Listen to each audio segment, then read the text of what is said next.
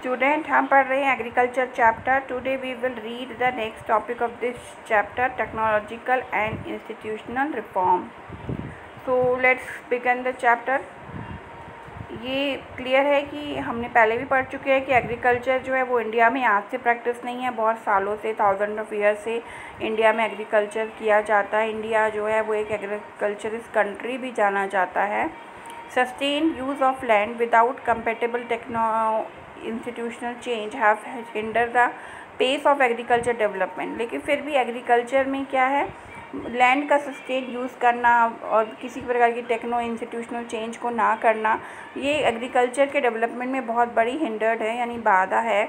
In spite of development of source of irrigation, most of the farmer in large part of the country still depend upon monsoon and natural fertility in order to carry on the agriculture. Development के बावजूद भी इतने सारे development हो गए हैं irrigation के या मॉडर्न टेक्नोलॉजी के, तो भी बहुत से फार्मर हैं हमारी कंट्री में जो आज भी अपनी एग्रीकल्चर के लिए मॉनसून पे और नेचुरल फर्टिलिटी ऑफ सोइल कि किस तरीके से वो 1 साल लेगी या 2 साल लेगी, उस पे ही डिपेंड है। For a growing population the poses a serious challenge, और इतनी पॉपुलेशन बढ़ रही है उसके लिए एक बहुत बड़ा सीरियस चैलेंज है कि हम पुरानी ही या तो पूरी तरह मानसून पे डिपेंड हो जाएं या फिर नेचुरल फर्टिलिटी ऑफ सोइल पे डिपेंड हो जाएं। Agriculture which provide livelihood for more than 60% of its population need some serious technical and institutional reform.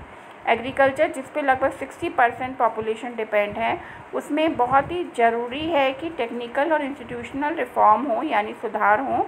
दस collectivization, consolidations of holding, corporations and abolitions of jamindari etc. were given priority to bring about institutional reform in the country after independence। तो independent के बाद क्या हुआ, बहुत सारे सुधार हुए। सबसे ज़रूरी है कलेक्टिवाइजेशन हुआ और होल्डिंग जो लैंड होल्ड कर देते हैं उसको हटाना, और आपस कॉरपोरेशन से रहना, जमींदारी का विरोध करना है, जमींदारी को ख़त्म करना, इन सब चीज़ों को प्रायोरिटी दी गई इंस्टीट्यूशनल रिफॉर्म के through after the independent. Land reform was the main focus of our first 5-year plan.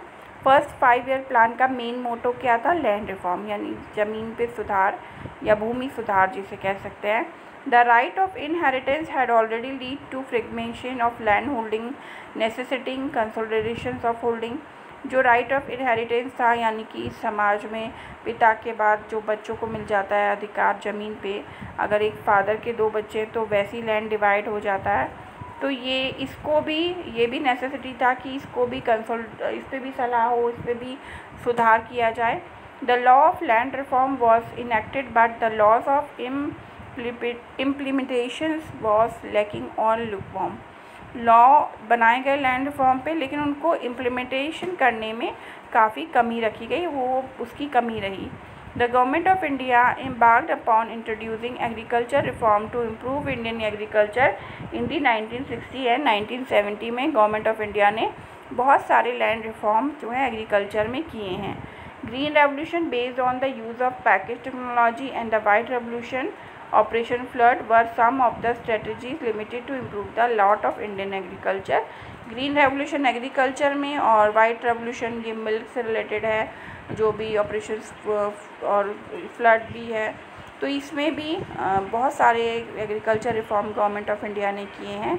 But this not led to the concentration of development in new selected area, पर ये development कुछ ही selected area में हो पाए।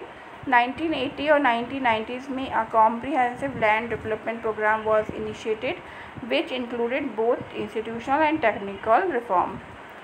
उसके बाद फिर 1980-90s में रिफॉर्म किए गए, जो कि जिसमें कि टेक्नोलॉजिकल और इंस्टीट्यूशनल रिफॉर्म लैंड पर, यानी ग्रीन रेवोल्यूशन और वाइट रेवोल्यूशन में किए गए। उसके अलावा क्रॉप इंश्योरेंस का प्रोविज़न रखा गया, इंश्योरेंस करवाया गया, जैसे कि कोई नेचुरल कामिटी आ जाए, ड्राफ्ट हो जाए, फ्लड हो जाए, साइक्लोन हो, फायर हो लग जाए या डिसीज़ हो जाए, तो उसके लिए ग्रामीण बैंक इस्टेब्लिश किए गए, कोऑपरेटिव सोसाइटीज़ बनाई गई, बैंक को लोन फैसिलिटी प्रोवाइड कराई गई, ईजी लोन फैसिलिटी दी गई ताकि फार्मर जो है लो रेट पर ले सकें।